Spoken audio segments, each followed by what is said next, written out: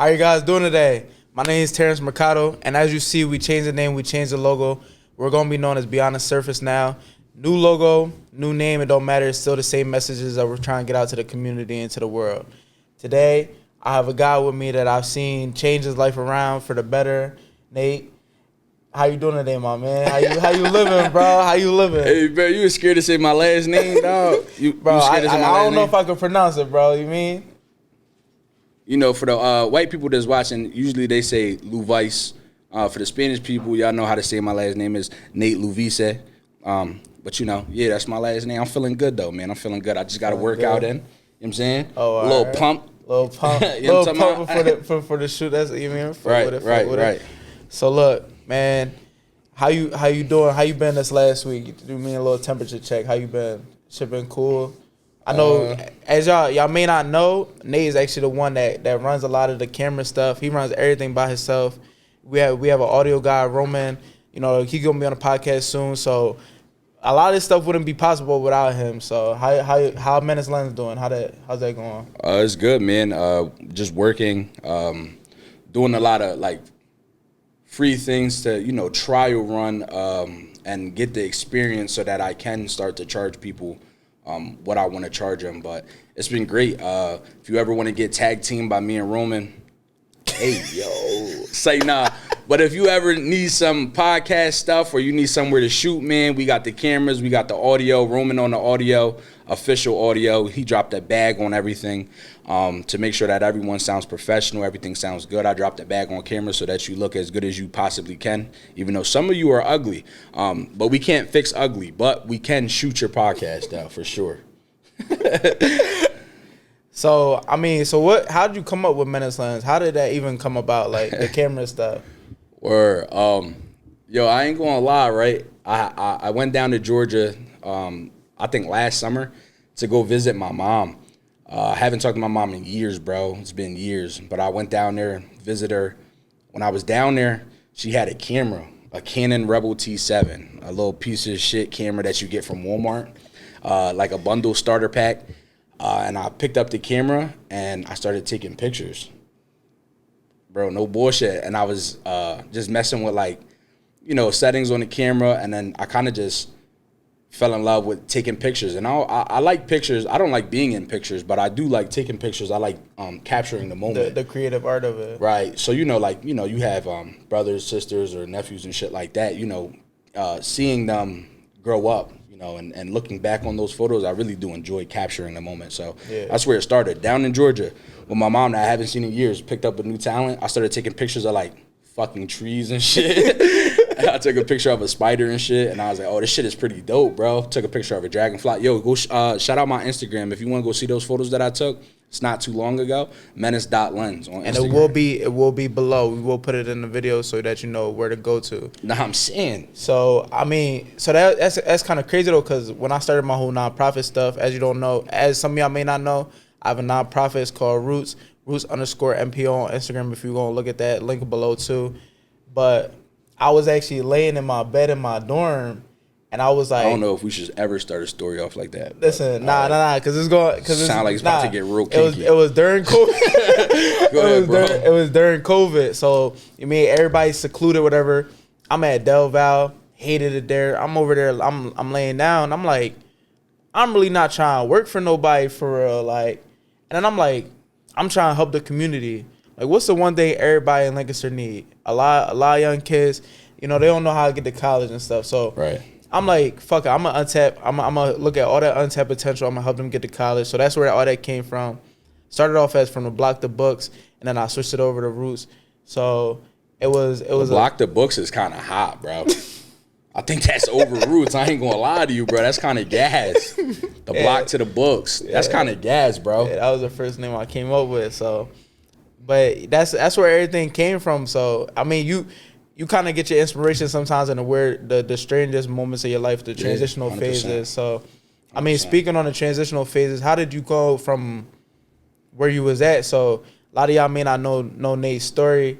So he was he wasn't. I'm about to say I was a gang member. Nah, he wasn't. You mean he got a little bit of legal trouble here and there. So it wasn't even. it wasn't the guy we see now. You know, guy working at Burley's, guy working at Benchmark, shooting Menace lenses.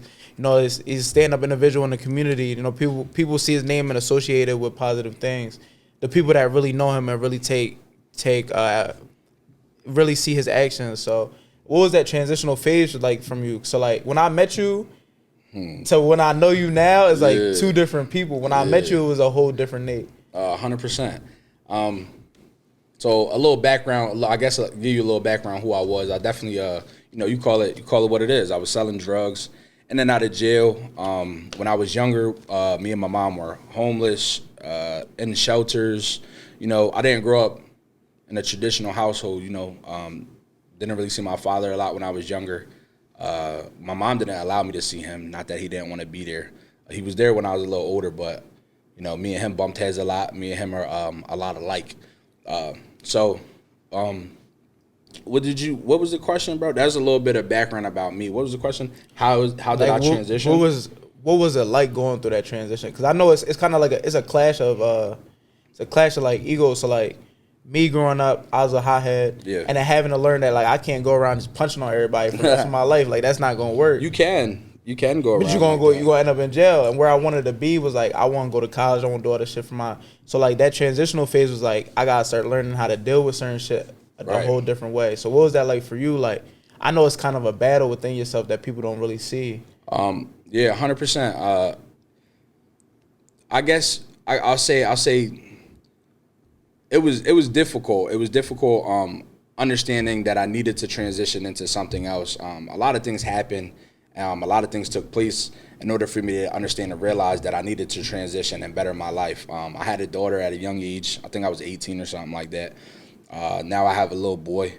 But I got shot before, so but I remember stepping into jail and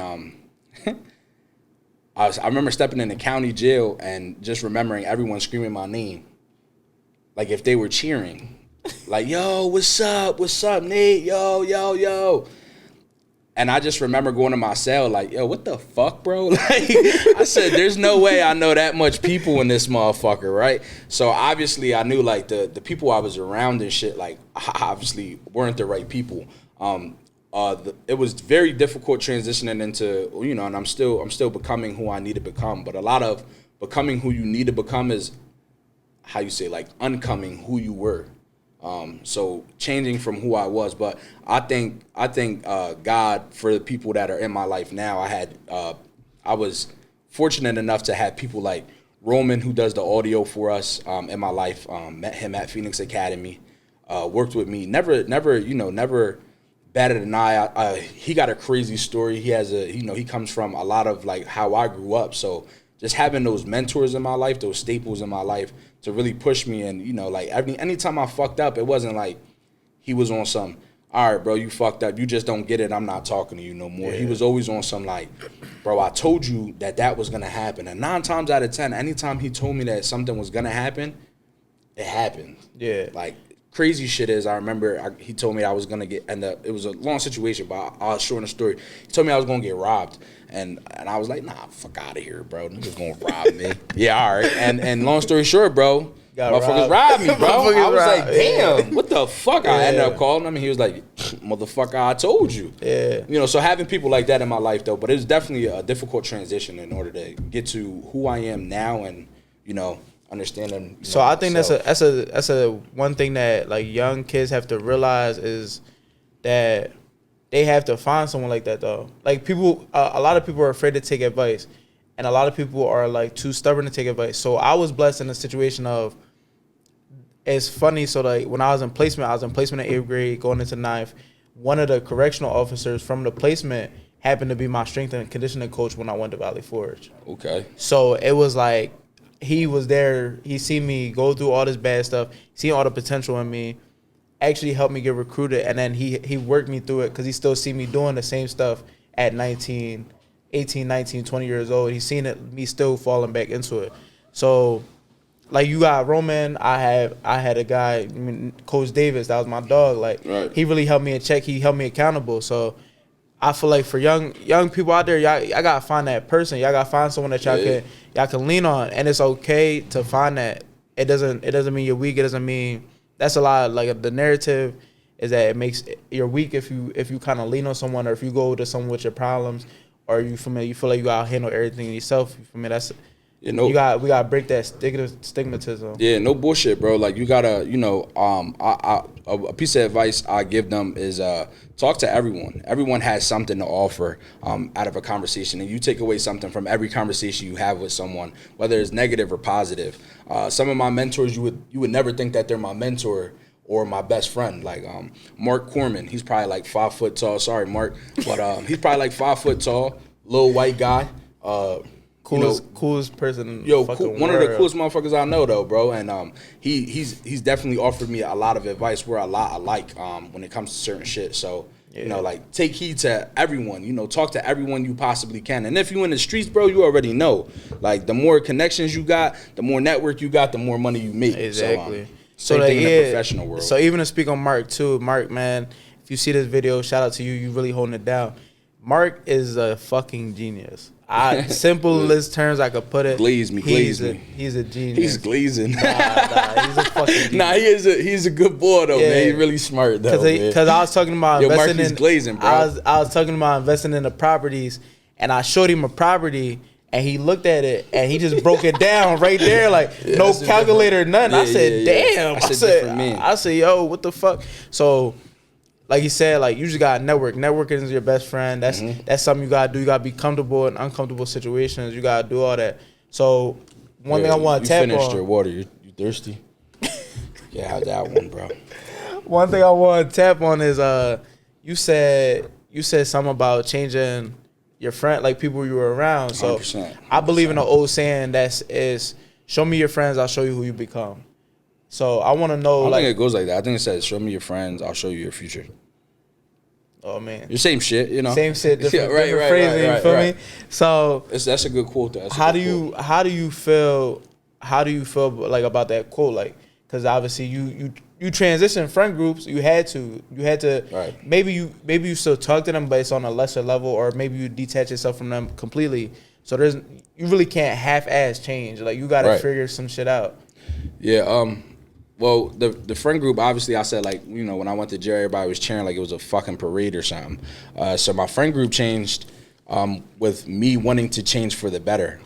Just realizing and understanding that when I was trying to do something positive, if I told someone that and they looked at me like, what, bro? Like, you're fucking bugging. Like, you tripping. You want to go do that? You want to go to work? What? Like, you don't want to be out here on the block with us?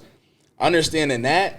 And then realizing that those weren't my friends. The people that were my friends, and I still have a lot of friends that I had in the past that, are still in that life and do that lifestyle. But the people that were supporting me, those were the people that I stayed around and continue to stay around. But yeah, changing my friend group definitely was hard. That's probably the hardest part of change. Yeah, it's bro. like you get that call, you want to go. Yeah, like you grow up with some niggas and you're like, damn, like I can't really be around you no 100%. more. Like that shit really take a toll on you mentally. It's not even like wanting to be around you. It's more like like I know if I'm around you, something might happen. Yeah. And me and Roman taught me this, where it's like I'm trying to get to a level where I'm so successful that when I get those calls, bro, I don't want to go do anything because where I'm at. I don't want to jeopardize where I'm at. So the fall will be tremendous, and I'll have to start from ground zero. And where I'm at right now, I don't want to start from ground zero. Yeah, that makes a lot of sense. I mean, that's you don't want to make that sacrifice, and it's a smart decision. It's a very smart decision. It's a business decision, for real. Yeah. You want to be realistic. So we talked on the way over here about therapy. So I want to know what shit. Yeah, see Roman in the back laughing too. So how you feel? Where was you at, like mental headspace wise, going through all this? Cause you feel me, like all this is a lot. This is a lot of traumatic stuff. You got shot. You went to jail. You feel me? All this stuff. You've grown up, whatever. How did you deal with it? Cause some people cope with shit different ways. Some people go to therapy. Some people don't. What's your perspective on everything? How you coped with it? Yeah, 100%. I'm not gonna sit here and cap and say I didn't try therapy because someone convinced me that therapy would help.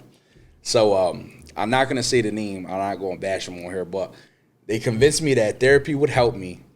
So I tried it. I tried therapy, and you know, to each his own. But therapy does not fucking help me. I fucking hated it. I thought it was horrible.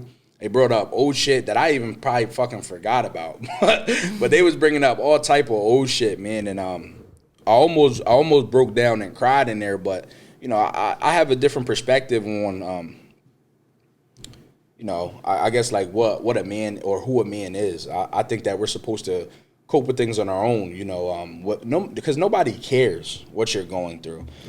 You know, I don't know where the fuck people come from or think that their opinion matters and things like that, but nobody really gives a fuck, and your opinion doesn't matter. And everyone's going through their own shit, so you need to figure out your own stuff on your own time. I don't think talking about my problems was helping. I figured out how to cope with my shit by speaking to friends, chilling with friends, you know, that kind of recharges the battery or whatever that you want to, I don't know how to fucking say it, but chilling with friends, being around real friends, genuine people. And then sometimes I just need to isolate myself from the world. Sometimes I just need to lock myself away for a day or two. So I'm not big on therapy at all. Yeah, I mean, I ain't, listen, I don't think therapy worked for me just because of, like you said, like I really believe nobody give a fuck.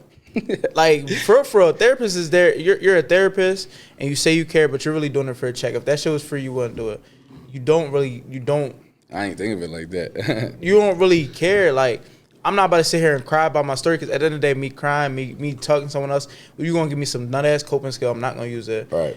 And then my situation never gonna change unless I go out there and change that shit myself.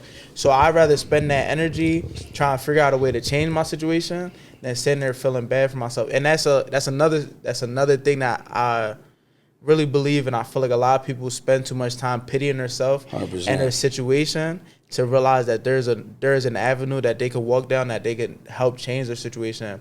100%. And don't get me wrong, it's okay to feel bad. It's okay to have feelings and be like, oh shit, this shit sucks. It does suck. But what are you gonna do to change it? Yeah, 100%. So people always want to complain about the situation, but don't want to do anything to change the situation. Yeah, 100%. So one of my closest friends, Brandon Allen, he told me something. He told me something one time. I was talking to him. He told me E plus R equals O. I've lived by this shit since the day he told me. He told me the event.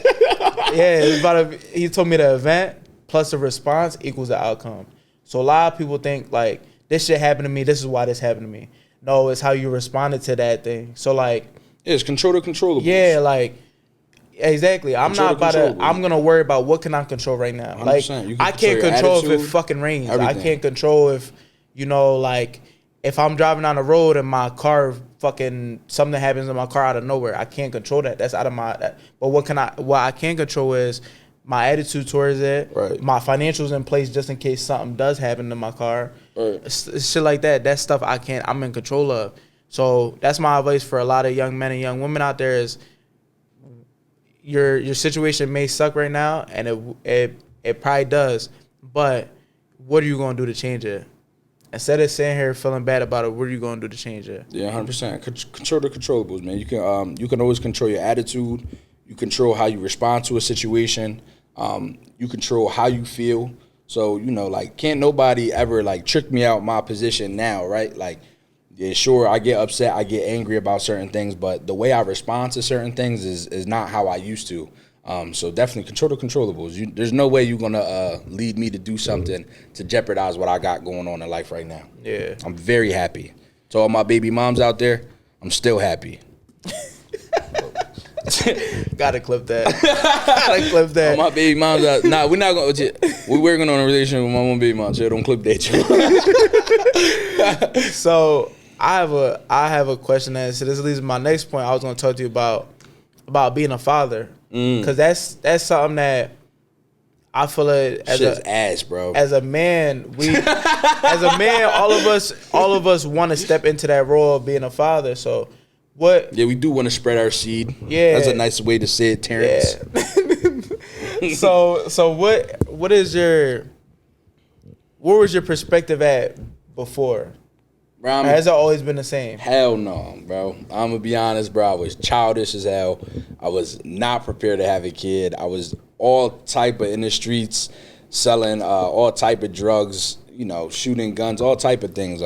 We ain't gonna get into all crazy. I ain't trying to incriminate myself on this podcast, but I definitely wasn't when I have a daughter named Nalani, and I have a son named Draco. We call him Draco. That's his middle name. His first name's Kason now. But when I first had Nalani, and I ain't gonna lie, this shit might sound fucked up, but I know how involved I was in the streets, so I didn't want any attachment. So I was providing money-wise when she was first born. Money-wise, she had everything. My baby mom was taken care of. Everything was taken care of. But I didn't want that personal connection because I knew at any time that I was either going to go to jail for a long time or I was going to get shot and die. That's what you get when you play in the streets. So I didn't really want any connection. So as far as bathing her, I didn't bathe her. I wasn't really around when she was younger. And I do regret it a lot. And I feel really bad. And we're trying to mend the relationship now that I'm older. But, it changed when I had my little boy. I was at a different headspace. I think I got locked up. That was the last time I got locked up. I got locked up for fleeing and eluding from the police and on a dirt bike. And they beat me up. Y'all punk-ass cops whooped my ass that day. I ain't gonna lie. But it changed then. When I was in jail, I remember really missing my son and really missing Draco and being around. And I just knew, this can't be it. I can't keep doing this shit, bro. And I was still in the transition of changing my life. So Draco, I will thank Draco and I will thank Nalani for really saving my life and helping me change. All credit to them. Because now that I have Draco, it definitely was I have to stay out here. I have to work for him. I need to provide for him. And my first baby mom got me on child support. And I don't miss child support. So I have to work for that too. You know what I'm saying? So Nalani gets her money. Draco gets his money. Spending that quality time with them is realizing that it's not just about money, but it's really about spending that quality time. And I was just kidding about fatherhood sucks. It's a great thing. I love watching Draco play sports, basketball. He's eager to play football. He been calling me all morning so we could go to the field and play catch. It's a great thing. I love it. But just getting older and understanding that, taking fatherhood really serious because this world is fucking crazy, bro. You got kids in school thinking that they're pets and shit. Yeah. I don't want Draco to go to school thinking he's a dog and barking in class to answer what's 2 + 2. So that's not what we about to do. So in order for that not to happen, I need to be in his life and be an active father, dog. Shit is wild. But yeah, I also get I know a lot of great fathers though. I know Roman, who's a great father. Shout out Roman. He takes care of Maddox a lot, bro. I always see him with Mad Dog. That's my young boy. And just, trying to, take things from everyone that I see and then make it applicable, whatever's applicable to my life now. That's kind of what I do now. Yeah, so for me, it's like, I don't have a kid. Not yet. So you don't know you don't have a kid. You probably do have a kid, Terrence. We're not going to get into that. That's a topic for another day. You probably do have a kid. The one story you started off in the dorm room while you were laying down, that probably was when you had popped one out. Nah. Oh, all right, my fault. Nah, so I don't have a kid. Yeah. So I try to bust my ass now so that when I have a kid, all this work is for that future child, so that they have the foundation I didn't have growing up. So growing up, I grew up in a fucked up situation. I don't know my dad. I know my. I'm not gonna say I don't know that. That's not funny. My bad, bro. It's cool. It's cool. I laugh about that shit all the time. I know him. You like a regular black kid in the hood. Yeah, nigga. I don't know my dad. If you watching this, bro, come say hi to your son, dog. What's wrong with you, man? I met him when I was 8. I met him first time ever when I was 8. I probably seen him a total 6 times in my life. I'm 23. Wild. That's wild. I'm 23. Probably seen that nigga 6 times. That's wild. In and out of jail my whole life. You feel me? I'll go to my grandma's house. He wouldn't really come around. You feel me? It's a typical black kid fucking story. It's mean and laid out. Raised by a single. Let's put all black kids in a box right now. Yeah. How many of them don't know their dad? Majority. It's sad to say. Yeah, it's sad to say, and that's a terrible thing for the community. My mom, single mother, raised me, put herself through college, whatever. She busted her ass. Raised by my grandma, raised by my aunts, shit like that. So I was raised by, majority women. So I really got the nurturing effect, but I also had my uncles and shit around. But I took all that anger and shit I felt from my dad, and I kind of reversed, and I was like, yeah, I'm mad at this nigga for not being there for me, whatever. But I'm gonna take everything I felt and I'm gonna use that to be there for my kid.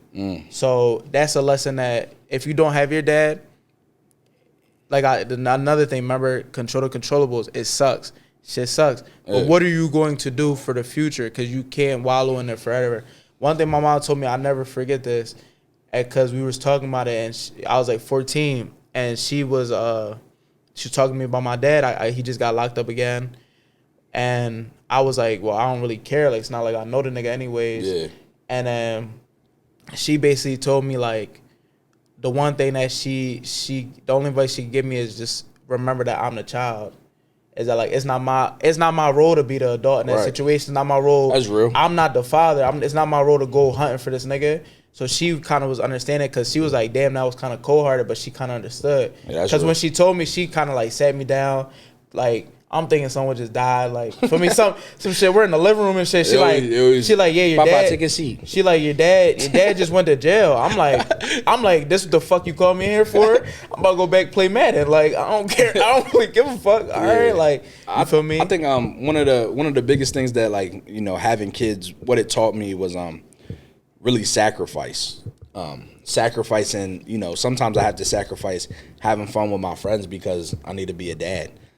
Sometimes I have to sacrifice, you know, buying certain things for myself, or buying things to help Menace Lens, or doing certain things I have to put on the back burner sometimes because I need to take care of my responsibilities. And I think that's what being a man is. It's part of being an adult. Yeah, I think, you know, they say a child is someone that has no responsibilities. A young man is someone that's learning responsibilities, and a man is someone who takes care of responsibilities. And I think that having children definitely forces you to be a man. Well, to be a decent father. I don't want to say I'm the best father. I'm not the greatest father. I'm a decent father. But being a decent father definitely takes sacrifices, and it's definitely taught me that. Yeah. So it's been great. I think that's the thing too, though. So like you said, I think right now I'm in a phase of, like, I'm a young man. Like, I have responsibilities, but I also can fuck around a little bit. I don't have nobody to really depend on. So I'm trying to switch that. You don't got no baby mom calling your phone. Yeah, I'm trying to switch, but I'm trying to switch that mentality now, though. So when it comes around, it's like, I'm already prepared for this shit. Like, I'm already locked in for it. So, but being a father, though, that's a great thing, though. I think that's children are one of the most beautiful things in the world to bring. Like, not all children. Some of them are ugly, but bringing life into the world. Yeah, that shit that shit nasty, bro. I ain't gonna lie, bro. I've seen it. You know, I get what you're saying. Like, yeah, like, you know, but honestly, talking about the actual act of birth is disgusting. It's gruesome. It's fucking. And I was there for both of them. I held the leg on both females, bro. Yeah. Both of them. I got 2 baby moms. So it was bad. Shout out my mom. The reason I don't shout out his mom. Shout out to my mom. I'm gonna tell you why. Shout out all the moms, dog. Yeah, shout out all the moms. Shout out my mom, though, because she saved me from having a kid young. Cause you know what did she do to that poor woman? You know how all the kids had. That shit sound bad. You know how all the kids had a little birds and a bee talk, whatever, right? Yeah. My mom's a nurse, so my mom, like, took this shit and she just, like, escalated it. So she went on the internet and was like, unfiltered video of a woman giving birth naturally, no epidural, none. I watched that shit at like 12, 13, threw the fuck up. And then she fucked my whole shit up, because I was like, every time I think about this shit, I'm like, fuck. Like, yo, that's parenting. When you have to question whether, like, that is, like, allowed now, that's real parenting. Yeah, like, that's how you parent somebody. She fucking saved my life. That's how you parent somebody. Shout out to your mom. Yeah, my mom fucking. I'm not doing that to you, Draco. You just gonna know, dog. I ain't doing that to you, Draco. And nah, you ain't having a boyfriend until you 30. But we gonna talk about it. But yeah, it's been great. Shout out to your mom, man. So where you at now? So where you at? Let's talk about now. Let's not ponder on the past too much. Where you at now? Where's your headspace now? Where you plan on taking this shit? Cause I don't really like talking in 5 years. I know everybody got a 5-year plan. I like talking in months. So where you looking at to be in the next 6 to 12 months? What month are we in right now? We're in April. I don't even fucking know. Still March? It's still March. It's March. All right. You said 6 to 9 months? 6 to 12. 6 to 12. Well, Menace Lens, the company that I started, Menace Lens, we have a lot of goals set in place, and we're on track on hitting those goals. So, continuing to grow Menace Lens, continuing to do what I do in the community, continue to be working involved in the schools and trying to give back as much as I can to these kids that really need it, the kids that don't have a father like you. Sorry. But working, continue doing the work that I'm doing, and honestly, man, just leveling up my game with this camera stuff. I'm real passionate about it. I love doing it. Shout out to MVP 360 for giving me an opportunity later in, I think it's May or April 11th, to go shoot a video. I shot a video for them before. Roman does MVP 360, so having the opportunity to take this camera and capture these moments of other people really helping out these children, bro. Yeah, man, like it's crazy. But like capturing these moments. So really in 6 to 12 years, hopefully Menace Lens has grown. Everything's locked down with that. Everything's going great with that. And continuing to be the best father and the best version of me that I can be. Continue growing, obviously. Right, what doesn't grow is dead. So continue to grow, continue to just be a better version of me in 6 to 12 years. I don't think I'm changing too much, bro. Yeah, I think I'm on course to being well. I won't share my goals with y'all because that's a personal thing. Yeah, for sure. You know what I'm saying? But as far as like on track with just keep an eye out for Menace Lens, keep an eye out for MVP 360 and what they're doing over there. And I just want to be a part of that growth. And you're gonna see something crazy happen in the next 6 to 12 months. Well, let's talk about you brought up the kids, and I'm gonna say this too, because like I said, you brought up the kid. You brought up my baby mom. No, you brought up did that. helping the community, the kids, those stuff. kids. Yeah, those kids. It's kind of our kids too. Yeah. So I will say this. You brought up a good point. You said a lot of kids are like me. They don't got fathers, and I like to tell kids is like, you angry at the wrong people. I know y'all bro. niggas is tight. Y'all niggas is tight, bro. Cause I was that. That's what fuck around got me in the placement. I was just angry at the world, and I was taking that shit out on the world wherever the fuck I had to. If someone made me mad, yeah, you was getting an ass whooping from my dad. Right. Like, you was getting, it wasn't even you for real, bro. Though. It wasn't even you for real. I'm punching you out of anger for my pops, dog. Yeah, like so. To the children out there, to the babies and shit, it's not your fault. It's not your fault. Your situation is fucked up. It's not. That shit ain't on you. Don't be mad at the world. Speak to someone. Talk to someone. If you at Burley's, talk to Nathan Roman. If you at Phoenix, talk to Tavon. If you at these other places in the community, man, come down to Benchmark. Come talk to someone. Just talk to someone that you can relate to. Damn, you out here giving out free advertisements. Hey, man, I'm doing it for the kids. Nah, right there. That's really what it comes down to. I mean, we deal with stuff at work, and people definitely piss me off at work, and several jobs that I have. But at the end of the day, Roman always reminds me that, bro, it's for the kids though. Roman took this whole room and did something crazy, fantastic with this, and we've been shooting podcasts down here with kids, giving them the platform to speak about things that they want to speak about, taking pictures of them. We got pictures hanging up. We got a shoe store, clothing store in Burley Academy. It's crazy what we did together as a team, but, dealing with, certain people and all that, he always reminds me that it's always for the kids, though. This is what we do it for, to give back for the kids. The kids that didn't have stuff like, how we were fortunate. I feel like we're more fortunate than those kids now, because these kids is wild, bro. They don't got no type of role models, no type of father figure, no big brother. It's young parents. Yo, the parents no are young, cap, bro. and they ain't got grandmas that are really like my grandma. My family from down south, so like nigga, my grandma shit whooping my ass, like like, you feel me? So they don't even got that, like, man. So it's like shout out all the Wellas. Yeah, facts. So it's a thing like.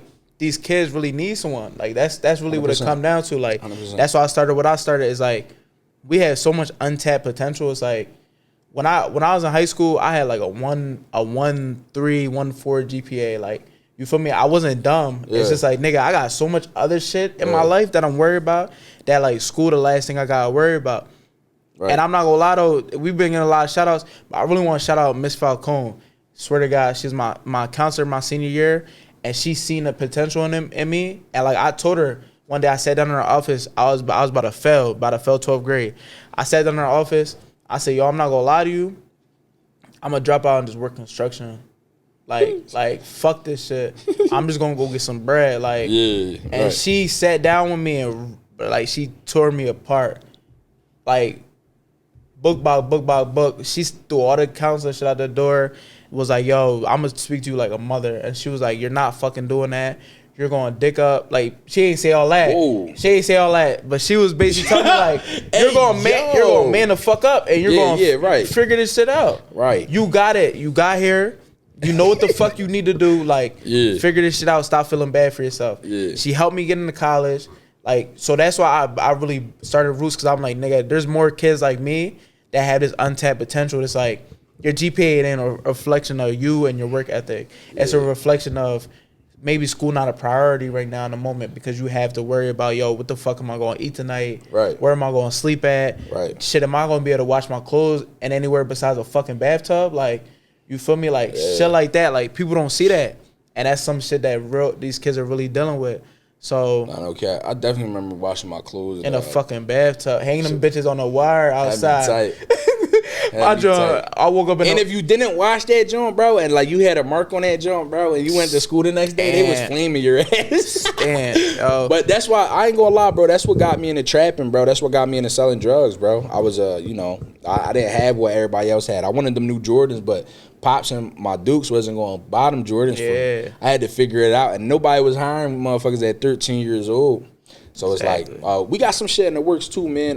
Me and Roman been talking about how we can get back to the kids and get them some type of income at a younger age than most. You know what I'm saying? But they'll have to work. But that's been a fucked up. Like, that was a fucked up thing. Like you said, like I remember having one pair of shoes for the whole school year. Yeah, I was trapping, bro. And like that's what I'm saying. But that's where people go to. Like that's where a lot of people went to make some bread. Like, I'm selling scrambled coke and smack. I was outside. Like I was outside. It's like, bro, what you about to do at 13? You about to be a product of what you seeing. Like, I'm trying to get some bread. Like, damn, man, all the drug dealers had all the phone posits. I remember phone posits the Penny Johns, the Penny Hardaways, bro. They was fly as hell, bro. I'm like, damn, I ain't gonna lie, bro. How you get that, nigga? Like this, bro.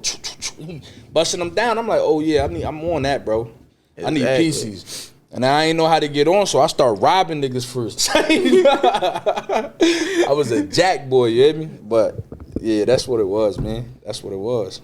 Yeah, so we try and change that narrative for the kids, man. We try and give them something to, like, you don't really gotta resort to this. Yeah, man. Shout out Roots, man. Trying to put these kids in the college, man, and make a better decision than I will say if I could go back to college right now, so I ain't gonna act like I can't, but I'm just busy, bro. I got a lot of shit going on, and I really don't want to make time for college, honestly. So, but if you do have an opportunity to go to college, or you don't think you have an opportunity to go to college, go see Terrence, man. Go see him. I'll help Roots, his nonprofit organization, is free to anyone, and he's definitely helping kids get into college. I've seen him working with multiple kids. I think you just got a little female. We ain't gonna say her name. I don't know if she want us to, but you just got her accepted in the hack. Yeah, so that's a great thing, bro. Got a kid in the hack, got another kid in the bar, and it's not just college; it's any post-secondary education. So that means any education after high school, I take care of it. Got kids in the barber school, cosmetology school. That's dope. Helping kids go back in to get their high school diploma to go to college. So That's dope. It's like I'm here for the kids that I see. You had that potential. You got that dog in you. You just need someone to sit here and believe in you. For me, like. I just started this funny picture, bro. I got the go ahead, my fault. I got a picture of a dog in the X-ray inside of a human body. Yeah, I got that dog in me. Got that dog in me. Stamp. Put that on the screen right here. That dog in me, dog. Stop playing me. So it's like we need to start tapping in as a community into that untapped potential. Like, all these kids is pushed through high school, forced to go get a job. They and don't get me wrong, college not the only way out. I have an associate's degree. That's all I got. An associate's degree in business management. Dropped out my junior year. Was like, yo, I want to do this, and this. I'm gonna figure it out. We're gonna get it rolling. I'm doing everything I wanted to do. It's definitely not the only way out, though. Like, you gotta understand, like, it's an option. I think it's a better option. It opens more doors. You won't have to put as much legwork as me. without a degree. But as of right now, I'm a behavioral specialist at Burley Academy. I'm a mentor, got a part-time job as a mentor at Benchmark Program. I used to be the student service coordinator at Benchmark Program full-time. So, you don't need a degree. You really just need the experience. And to do what we do, to talk to these kids and stuff like that, I feel like the best person suited for that is people like us that's been through it. Yeah. You know what I'm saying? One of the people in my life that helped me get to where I'm at today doesn't have a degree. And I still continue to talk to him. He's been through, he owns a house. He has a family, and he's doing fucking great. He's about to go to Tokyo. And I'm saying this too though. I'm really telling, there's no degree in the world that can replace firsthand experience. You can't write a book about what I've been through unless you lived it. So it's degrees are cool sometimes, and they're good for certain jobs. You mean teachers, doctors, whatever. I don't want no surgery with a nigga that don't got no degree. You mean if you want to be a doctor, go get your ass into college, bro. Go thug that out. Yeah. Lawyers, all that, you feel me? Go get your degrees and shit. But if you really just want to be there for people and give back to the community, there's plenty of ways to do it without a degree. You don't have to, settle yourself for that and feel like that's the only way out. 100%. So, but this has been a great episode, man. I really appreciate you being here today. Got you, my dog. Appreciate you, man. Got you, my dog. You want me to say a last word to the camera? Yeah, what you got? What's the last? Give me a last banger. What you got? Last quote. Leave them with something. Shout out my baby moms, especially my first one. Thanks for letting me see my daughter again. It's like, nah. But I will say one thing is control the controllables, man. That's a big thing. That's something that helped me change my life dramatically. Control the controllables. Understand that you can control what's going on in your life and how you react to certain things and how your attitude is. And once you control that stuff, man, a lot of things will start changing. You control who you're around, which is your friends. So once you start understanding what you can control those things, and you'll be great. You'll be fine. Control it for the better, not for the worse, though. All right. I think you supposed to end the podcast, though. That was just some wise words from Mr. Nate. Wise words from the man. Wise words. Nah, I appreciate you, though. Bro. Yeah. So we got another episode coming out 2 weeks from now, talking to a guy from that seen it young, switch it around early. So you're gonna get two different perspectives. We're gonna set that up. So I just want y'all to stay tapped in. Go subscribe if you haven't. Go follow the Instagram if you haven't.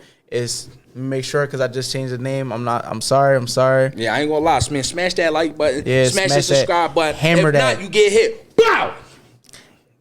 That's how you end the video right there. Damn, nigga, that's how you end the video, Surface Level Podcast. Go tap in. Go tap in with my doggy, boy.